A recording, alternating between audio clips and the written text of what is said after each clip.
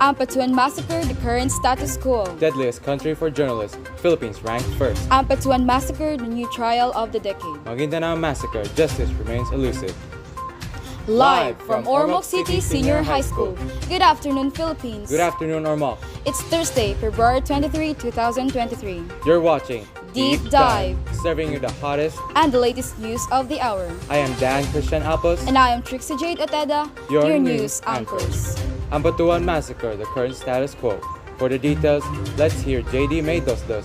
Jaidie? It was the morning of the 23rd of November 2009 when a convoy of relatives and supporters of SML Toto Mango Dato as well as a group of journalists was ambushed by 100 armed men. All the members of the said convoy were killed and buried in Sitio Masalay, Barangay Salaman, Ampatuan. The case was picked up and handled by Judge Jocelyn Reyes of Quezon City Regional Trial Court 2-1. Two suspects turned witnesses stepped up and pointed at the three Ampatuan brothers and their father as the main culprits behind the massacre.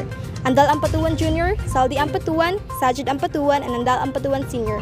Of the 197 suspects, 117 were already arrested and 101 remained on trial. To this day, only Andal Ampatuan Jr. and Saldi Ampatuan are still in jail. Sajid Ampatuan was able to bail out in 2015 due to a lack of evidence, while Andal Ampatuan Sr. died of liver cancer that same year. This is Jaidie Mae Dosdos reporting.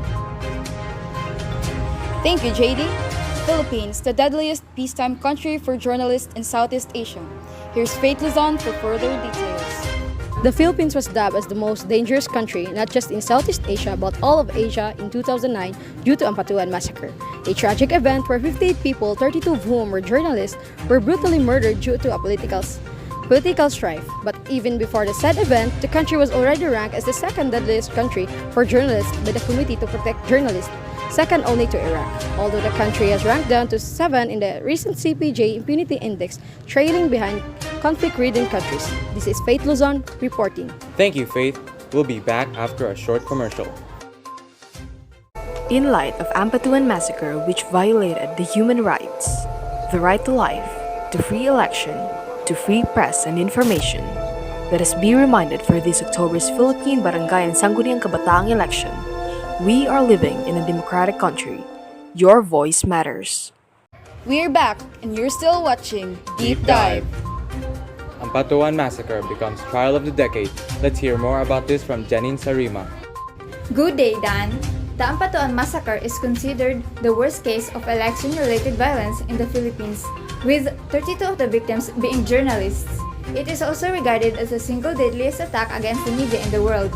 Judge Jocelyn Solis Reyes took on the case since 2009, and it has been a decade long since families and groups have been pursuing justice for their slain relatives and colleagues. Its impunity, press freedom implications, and its threat to the country's democracy contributed to the consideration of it being the trial of the decade. This is Janine Sorima following the details. Back to you. Thank you, Janine. Ampatuan Massacre, justice remains elusive. Karylle Nivera will be reporting. Karylle? Despite the Ampatuan Massacre's guilty verdict, some groups say there's still no closure in the case since the court had yet to serve justice for the family of the 58th victim, media worker Reynaldo Mamay, who was excluded from the case because his body was never found.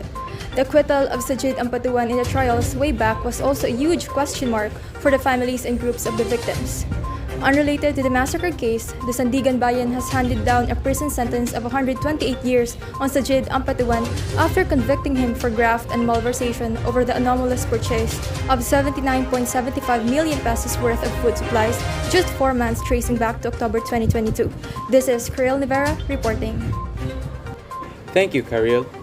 That's all for the dive. Once again, I am Dan Christian Alpos. And I'm Trexie Jade Oteda. Thank you for watching.